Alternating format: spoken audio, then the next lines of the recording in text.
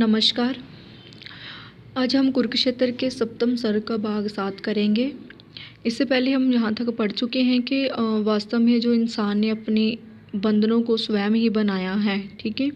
और यदि कोई संन्यास के मार्ग पर चलकर इससे मुक्ति पाना चाहे तो वह क्या कायरता होगी। और केवल कल्पना लोक में विचरण करने वाला इस धरती से जुड़ा हुआ नहीं हो सकता। और जब तक मानव के पास शरीर है तब तक उसकी कर्म भूमि ये धरती ही रहेगी। और क्रिया धर्म को छोड़कर वह अन्यत्र सुख नहीं पा सकता। कर्मठ इंसान कभी भी संन्यास के मार्ग की ओर नहीं बढ़ता। और जिस रास्ते पर वह चलना चाहता है वह मिट्टी से निर्मित है, ना कि आकाश में, ठीक है। इसलिए उसको कल्पना लोक में नहीं विचरण करना चाहिए। और वो बोलते हैं कि वैराग्यों को पाना तो निकम्मेपन की एक तीव्र लहर के समान है। वैराग्य कर्महीनता को पाने का रास्ता है। इस पर चलने वाला कभी भी सुख की प्राप्ति नहीं कर पाता। और हर व्यक्ति ये जानता है कि वे नाशवान है, पर ये जानकर ही तो मृत्यु की ओर आगे बढ़ना जीवन नहीं है। वर्तमान ही महत्वपूर्ण है और उसका तिरस्कार नहीं करना चाहिए। ये सारी चीज़ें हमने पढ़ी थी, अब हम इससे आगे पढ़ेंगे। देखिए, जग को छोड़ खोजता फिरता अपनी एक अमरता, किंतु उसे भी कभी लील जाती अजय नश्वरता। लील जाना अर्थात निगल जाती। कि जग को छोड़ खोजता फिरता अपनी एक अमरता, के जो मनुष्य है वो अपना ऐसा व्यक्ति संसार और उसके प्रति अपने कर्तव्यों को भूलकर केवल अपनी अमरता के बारे में सोचता है और उसी की खोज करता रहता है, किंतु उसे भी कभी लील जाती अजय नश्वरता। के एक दिन ऐसा आता है कि जब वह नश्वरता को उसे भी निगल जाती है, ठीक है। उसको लगता है कि मैं अमर तब हो जाऊंगा अगर अपने इस कर्म को छोड़कर जंगल की ओर चला जाऊंगा, वैराग्य हो जाऊंगा। लेकिन उसको ये चीज़ भी याद रखनी चाहिए कि नश्वरता उसे निगल ही लेगी, अर्थात उसकी मृत्यु एक न एक दिन हो ही जाएगी। वो अमरता को प्राप्त नहीं कर सकेगा जंगल में जाकर भी। पर निर्विघ्न सरणी जग की तब भी चलती रहती हैं, एक शिखाले बार अपर का जलती ही रहती हैं। कि वो बोलते हैं कि संसार से विरक्त व्यक्ति जब केवल अपनी मुक्ति के बारे में सोचता रहता है तब भी संसार रूपी नदी बिना किसी बाधा के निरंतर बहती ही रहती है, एक शिखाले बार अपर का जलती ही रहती है। शिखा होती है लोह, अपर होता है अन्य या पराये का, कि उसके बहाव और वेग में किसी प्रकार की रुकावट नहीं आती। और ये एक अखंड ज्योति है। जब एक दीपक बुझता है तो दूसरा उसकी लौ को ग्रहण कर जलने लगता है। जर जाते हैं कुसुम जीर्णदल, नए फूल खिलते हैं। जीर्णदल होता है जो पुराने पत्ते हो, कि फूल शाखाओं पर खिलते हैं और जब उनके मोहक पत्ते मुरझाकर गिर जाते हैं तो रुक जाते कुछ दल में फिर कुछ नए पथिक मिलते हैं, तो उन्हीं से नए नए फूलों का जन्म होता है। अक्रमणीय पंडित हो जाता अमर नहीं रोने से, आयु ना होती क्षीण किसी की कर्म भार ढोने से। बोलते कि किसी यात्रा में हल्के कुछ सहयात्री छूट जाते हैं तो कुछ अन्य यात्री आकर मिल जाते हैं। और निकम्मा व्यक्ति चाहे कितने पांडित्य की बातें करे पर संसार की नश्वरता उसके होने से कोई अमर नहीं हो जाता। इतना भेद अवश्य युधिष्ठिर दोनों में रहता है, हंसता एक मृत पर नभ में एक खड़ा रोता है। तो वो बोलता है कि हे युधिष्ठिर, के दोनों में इतना अंतर अवश्य होता है कि कठोर धरती पर टिककर भी कर्मठ भी हंसता मुस्कुराता रहता है, लेकिन पलायनवादी जो वैराग्य को प्राप्त करना चाहता है आकाश सी ऊंची ऊंचाई को प्राप्त करके भी सदा रोता ही रहता है। यहाँ पर कवि ने कर्मठ और निकम्मे व्यक्ति के बीच सुंदर ढंग से अंतर स्पष्ट किया है कि कर्मठ सदा सुखी तथा पलायनवादी सदा दुखी रहता है। एक सजाता है धरती का अंचल फूल कमल से, भरता भूतल में समृद्धि सुषमा अपने भुजबल से। फूल होता है खिला हुआ फूल और भूतल होती है धरती, समृद्धि अर्थात संपन्नता और सुषमा अर्थात सुंदरता। तो पितामह कहते हैं कि युधिष्ठिर, कोई परिश्रम करने वाला व्यक्ति अपनी मेहनत से इस धरती के आंचल को खिले हुए सुंदर मुस्कुराते कमल के फूलों से सजाता है। वह अपनी भुजाओं के बल से संसार को सुख संपदा और सुंदरता से पूरी तरह भर देता है। पंख झेलता हुआ भूमि का त्रिविध ताप को सहता, कभी खेलता हुआ ज्योति से कभी तिमर में बहता। पंख होता है कीचड़, त्रिविध ताप होते वो जो दैविक दैहिक और अधिभौतिक ताप होते हैं। ठीक है, तिमिर होता है अंधेरा। मृति का अर्थ है यहाँ पर मिट्टी। ठीक है, पंख झेलता हुआ भूमि का तीव्र ताप को सहता है। तो वो बोलता है कि परिश्रमी व्यक्ति सर्दी गर्मी झेलते हुए दैहिक दैविक और भौतिक कष्टों को झेलते हुए भी कर्म में लगा रहता है। कभी खेलता हुआ ज्योति से, कभी तिमिर में बहता, कि अंधकार और प्रकाश में बराबर संघर्ष करते हुए कभी उसके कर्म की राह में बाधा नहीं आती है। अगम अतल को फोड़ बहाता, दार मृति के पे की रस पीता, दुर्दंभी बजाता मानवता की जय की। कि वह अपनी अपार शक्ति से अगम्य पहाड़ों और धरती की गहराई को फोड़कर उनमें से रस धारा प्रवाहित कर देता है। जीवन का आनंद पीता हुआ वह कर्मठ मानव अपनी विजय और मानवता की सफलता का उद्घोष करता हुआ संसार से विदाई ले लेता है। होता विदा जगत से, जग को कुछ रमणीय बनाकर, साथ हुआ था जहाँ वहाँ से कुछ आगे पहुँचाकर। कि जब परिश्रमी व्यक्ति संसार से चला जाता है पर उसे वह कुछ अधिक आकर्षक बनाकर ही जाता है, और जब वह संसार में आया था तो उससे कुछ आगे गति प्रदान करके ही वह यहाँ से जाता है। और दूसरा कर्महीन चिंतन का लिए सहारा, अम्बुद्धि में निर्णायन खोजता फिरता विफल किनारा।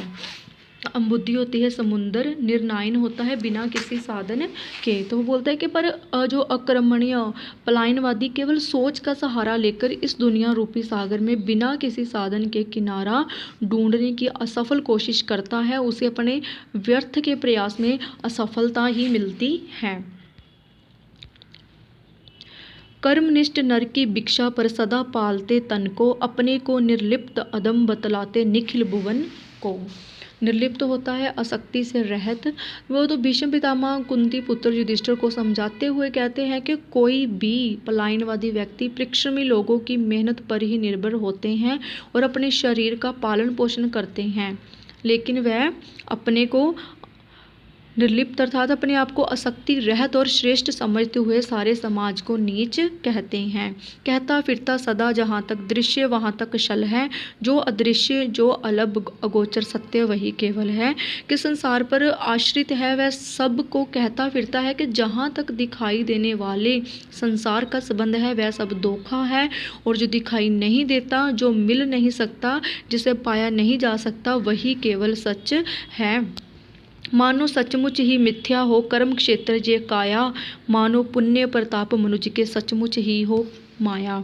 तो उसका उपदेश ऐसा लगता है जैसे शरीर कर्म क्षेत्र रूपी संसार और मानव के पुण्य प्रताप से मिले हुए सभी प्रकार के सुख वास्तव में ही झूठे हो। उनकी बातों से तो ऐसा लगता है कि जैसे कर्म क्षेत्र का त्याग करके ही मानव जीवन का कल्याण हो सकता है। मानो कर्म छोड़ सचमुच ही मनुष्य सुधर सकता हो, मानो वह अंबर पर तजकर भूमि ठहर सकता हो। तो वो कहता है कि ऐसा लगता है कि जैसे उसकी बातों को सुनकर कि इस पृथ्वी को छोड़कर कोई आकाश में स्थिर हो सकता है, और उसे पलायनवादी के विचारों को सुनकर जो लगने लगता है कि संसार में जन्म लेना वास्तव में ही पापपूर्ण है। कलुष निहत मानो सच ही हो जन्म लाभ लेने में, बुझ से दुख का विषम भार ईर्ष्यागुलु कर देने से। तो कलुष होता है पाप, निहत होता है मिला हुआ, ईर्ष्य लघु होता है जो थोड़ा कम कर देना हो। तो वो कहते हैं कि उस पलायनवाद के विचारों को सुनकर ये लगने लगता है कि संसार में जन्म लेना वास्तव में ही पापपूर्ण है, कलुष है, और अपनी भुजाओं की ताकत से दूसरों के दुखों बाधाओं के बोझ को कुछ कम कर देना भी पाप ही है। और कवि ने यहाँ पर जो पलायनवादी हैं उन पर कटाक्ष ही किया है। गंध रूप रस शब्द स्पर्श मानो सचमुच पातक हो, रसना त्वचा घ्राण दृग श्रुति जो मित्र नहीं घातक हो। पातक होता है पाप, रसना होती है जीवा, घ्राण अर्थात सूंघना या नाक, दृग होती हैं आँखें, श्रुति अर्थात कान। तो वो बोलता है कि पलायनवादी इस संसार को झूठा कहते हुए गंध रूप रस शब्द और स्पर्श को ऐसा मानते हैं मानो वह सब पाप हो, और कान त्वचा आँखें जीवा और नाक नामक जो पांचों ज्ञान इंद्रियां हैं मित्र न होकर हमारे जीवन को नष्ट करने वाली हो। मुक्ति पंथ खुलता हो मानो सचमुच आत्म हनन से, मानो सचमुच ही जीवन हो सुलभ नहीं जीवन से। कि मोक्ष को पाना तो मानो अपने मन की सहज प्रवृत्तियों को दबाना दबाना या मन को मारना ही है। ऐसा लगता है कि जीवन का सहज निर्वाह करने से मुक्ति कभी ना मिलती हो। ऐसा सोचने वालों के अनुसार शायद ये सारी सृष्टि ही क्या है, मानो निखिल सृष्टि जे कोई आकस्मिक घटना है, कि जे कोई एक आकस्मिक घटना मात्र है। जन्म साथ उद्देश्य मनुष्य का मानो नहीं सना हो, कि जहाँ मनुष्य जन्म के साथ किसी उद्देश्य का कोई नाता ना हो। ऐसा लगता है पलायनवादी की बातें सुनकर। धर्मराज क्या दोष हमारा, धरती यदि नश्वर है, भेजा गया यहाँ पर आया स्वयं ना कोई नर है। तो पितामह युधिष्ठिर से कहते हैं कि यदि ये पृथ्वी नाशवान है तो इसमें मनुष्य का क्या दोष है। यहाँ कोई भी इंसान अपनी इच्छा से नहीं आया है, अपनी मर्जी से नहीं आया है। सभी को तो अज्ञात सत्ता ने किसी न किसी लक्ष्य पूर्ति के लिए यहाँ भेजा है। कवि ने हर मानव के जन्म के साथ ईश्वर की इच्छा को जोड़ा है और माना है कि सभी यहाँ किसी उद्देश्य की पूर्ति के लिए ही जन्म लेते हैं। निहित न होता भाग्य मनुज का, यदि मिट्टी नश्वर में, चित्तर योनि दर मनुज जन्मता, शायद कहीं अंबर में। तो पितामह कहते हैं कि यदि इस नश्वर संसार के साथ मानव की किस्मत ना जुड़ी होती तो शायद वह किसी काल्पनिक चित्तर रूपी योनि में धरती को अपेक्षा आकाश में कहीं जन्म लेते। किरण रूप निष्काम रहत हो, क्षुधा तृषा के रुज से, कर्म बंध से मुक्तहीन दृग श्रवण नैन पद भुज से। तो क्षुधा होती है भूख, तृषा अर्थात प्यास, रुज होता है रोग। तो वो बोलता है कि वहाँ पर केवल प्रकाश किरण के रूप में कामनाओं, इच्छाओं, भूख, प्यास और रोग से रहित रूप को लेकर पैदा होता। वहाँ पूरी तरह से कर्म के बंधनों से मुक्ति मिल जाती और वहाँ उसके शरीर के अलग अलग जो आँख, कान, पैर, भुजा आदि जैसे अंग ना होते। किंतु मृत्यु है कठिन मनुज को, भूख लगा करती है, त्वच से मन तक विद बांति की तृषा जगा करती है।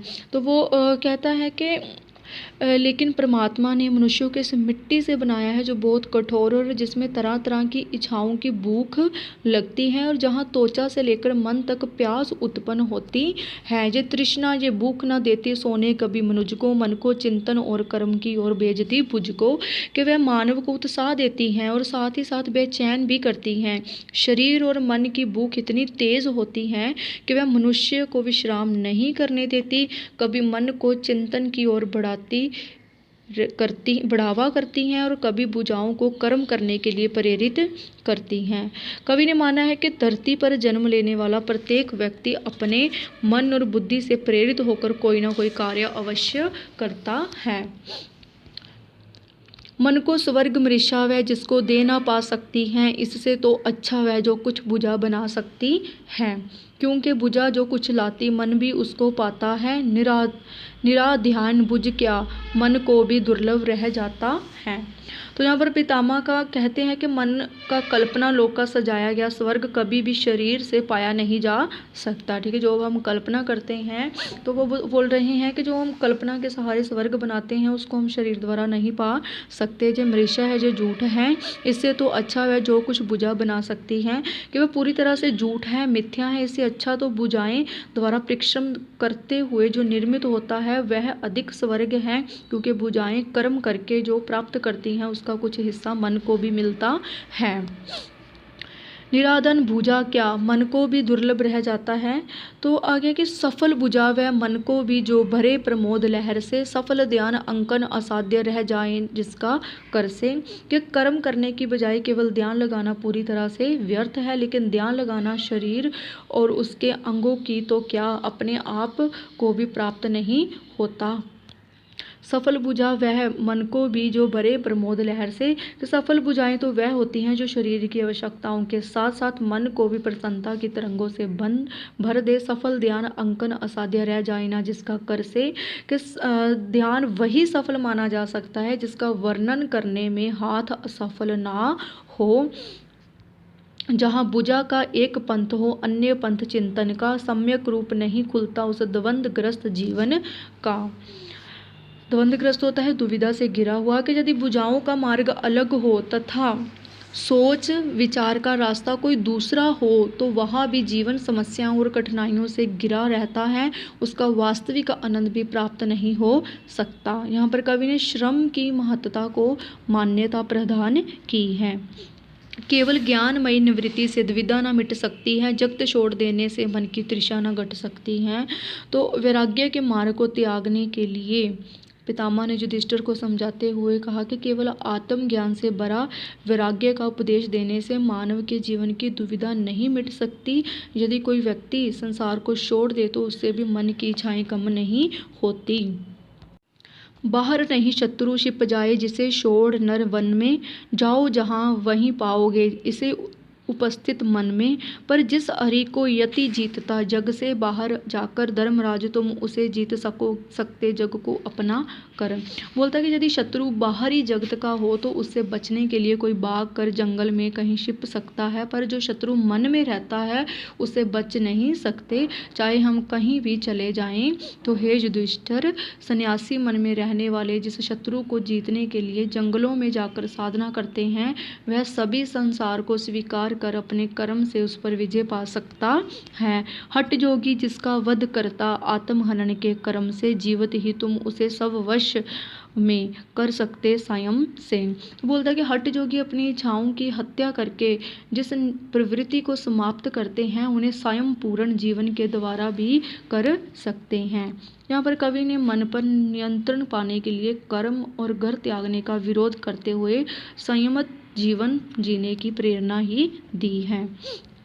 और जिसे पा कभी न सकता सन्यासी वैरागी जग में रहकर हो सकते तुम उस सुख के भी भागी। तो पितामह कहते हैं कि युधिष्ठिर, जीवन मार्ग में कर्म को त्याग देने वाले सन्यासी समाज के आनंद को कभी नहीं प्राप्त कर सकते, पर तुम उसे इस संसार में रहकर परिश्रम करते हुए पा सकते हो।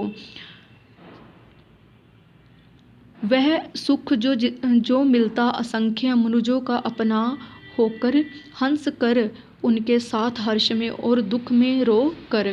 तो बोलते हैं कि संसार में असंख्य लोगों के साथ रहकर सुख पाया जा सकता है, अन्य लोगों के साथ मिलकर उनके सुख में प्रसन्न हुआ जा सकता है और दुख में रोया जा सकता है। वह जो मिलता भुजा पंगु की ओर बढ़ा देने से, कंधों पर दुर्लभ दरिद्र का बोझ उठा लेने से। भुजा पंगु होता है जो अंगहीन होते हैं। तो बोलते हैं कि किसी अंगहीन असहाय व्यक्ति को अपनी बाहों का सहारा देकर और किसी दीन दुखी के कष्टों का बोझ अपने ऊपर लेकर अपार सुख मिलता है। सुकृत भूमि वनहीना मही ये देखो बहुत बड़ी है, पग पग पर असहाय हेतु दीनता विपन्न खड़ी है। सुकृति होता है पुण्य जो अच्छा कार्य, सहाय होता है सहायता और विपन्न अर्थात गरीबी या दुखी। वो बोलता है कि वनवास कोई पुण्य कर्मों को साधने की जगह नहीं है, जो धरती उससे बहुत बड़ी है। यहाँ कदम कदम पर ऐसे असंख्य लोग हैं जो सहायता की आशा करते हैं, उनकी दीनता इतनी बढ़ चुकी है कि लगता है कि स्वयं दीनता भी परेशान होकर सहायता की मांग कर रही हो। कवि ने यहाँ मानव को सच्चे मन से सबकी सेवा करने के लिए प्रेरित किया है और पलायनवादी विचारों से दूर रहने का परामर्श भी दिया है। तो यहाँ पर कवि ने मानव को सच्चे मन से सबकी सेवा करने के लिए प्रेरित किया है और पलायनवादी विचारों से दूर रहने का परामर्श दिया है। और यहाँ तक कि कल हम अपनी नेक्स्ट अगली वीडियो में करेंगे।